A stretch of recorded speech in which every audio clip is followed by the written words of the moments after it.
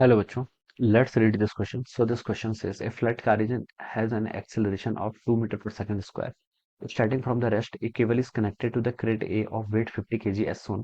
Neglect friction between the floor and the car wheels. Also, the mass of the pulley is negligible. If the coefficient of static friction is 0.3 between the crate and the floor of the car, then the tension in the cable. आपको बताना है cable में यहाँ पर tension calculate करके बतानी है. तो चलिए बच्चों, इस क्वेश्चन का की कॉन्सेप्ट हम क्या लिख सकते हैं. The key concept of this question, आपको यहाँ पर बच्चों क्या बताना है. आपको यहाँ पर टेंशन इन द केबल यहाँ पर कैलकुलेट करके बतानी है. तो इस क्वेश्चन का की कॉन्सेप्ट आप बच्चों फ्रिक्शन लिख लीजिए.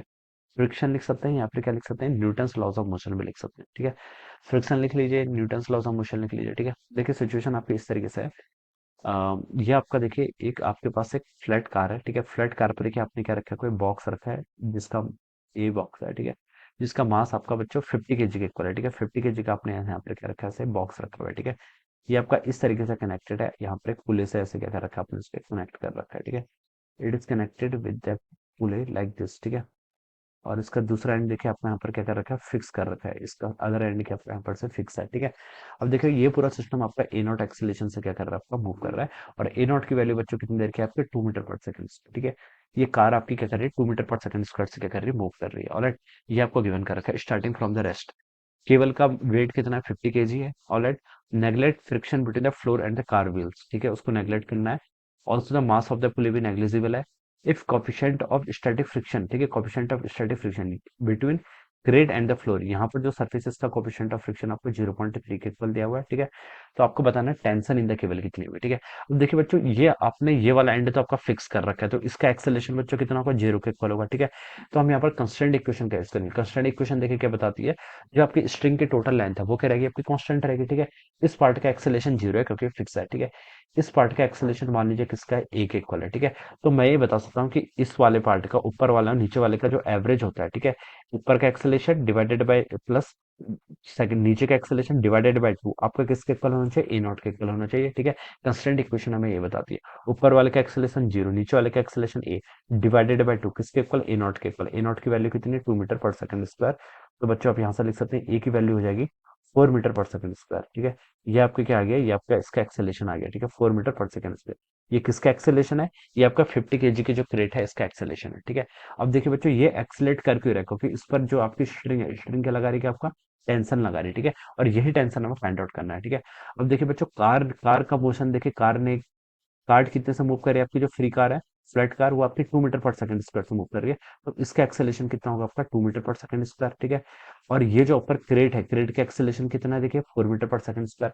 तो हम बता सकते हैं कि यहाँ पर देखिए क्या है, ऊपर वाले यहाँ पर क्या आपका रिलेटिव मोशन हो रहा है. ऊपर वाली जो आपकी क्रेट है, क्रेट का मोशन क्या आपका, क्रेट का एक्सेलेरेशन ज्यादा है, तो हम बता सकते हैं कि ये क्या कर रही है, आपकी फॉरवर्ड डायरेक्शन मूव कर रही है.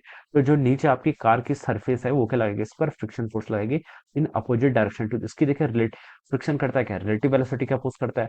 ऊपर वाले की टेंडेंसी है आगे को मूव करने की, तो फ्रिक्शन लग जाएगा इस पर पीछे की तरफ. ठीक है, ये आपका एफ हो जाएगा. ऑलराइट, देखिए यहाँ पर से आप एफ की वैल्यू कैसे फाइंड आउट करेंगे. देखिए ये आपका फोर्स कितना होगा, स्टैटिक फ्रिक्शन की देखिए मैक्सिमम वैल्यू होती है आपकी न्यू एस इंटू एन के इक्वल.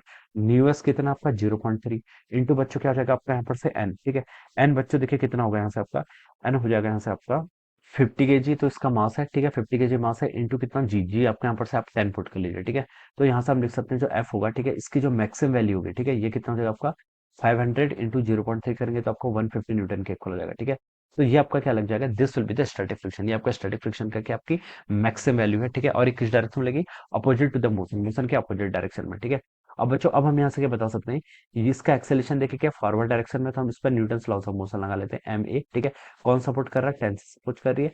मैंने सबका फ्रिक्शन फोर्स लग रहा है अपोजिट डायरेक्शन में. ठीक है, अब आप बच्चों यहाँ से क्या लिख लीजिए, मास देखिए कितना है, इसका मास आपको 50 kg गिवन कर रखा है इंटू इसका एक्सेलेरेशन. एक्सेलेरेशन देखिए कितना है, कितने एक्सेलेरेशन मूव कर रही है आपकी ये जो आपकी क्रेट है, 4 मीटर. ठीक है, तो 4 metre per second square is equal to tension. ठीक है, माइनस आपका फ्रिक्शन, फ्रिक्शन देखिए कितना आपका 150 के इक्वल, तो ये इतना हो जाएगा. तो बच्चों से टेंशन की वैल्यू जाएगी 50 इंटू 4 200 प्लस आपका 150. तो निकाल सकते हैं आप यहाँ से जो आपकी टेंशन आएगी वो किसके इक्वल आएगी, आपकी 350 न्यूटन के इक्वल रहेगी. तो this would be the tension, ये क्या हो जाएगी, आपकी टेंशन हो जाएगी. And this would be the answer of this question. ये क्या हो जाएगा आपका इस क्वेश्चन का आंसर हो जाएगा. ठीक है, तो देखिए टेंशन 350 न्यूटन कहाँ गिवन है, ए ऑप्शन में गिवन है, तो हम बता सकते हैं कि option A will be the right answer of this question. Right, so this is correct answer. So I hope you all understood this concept. All the best and thank you so much.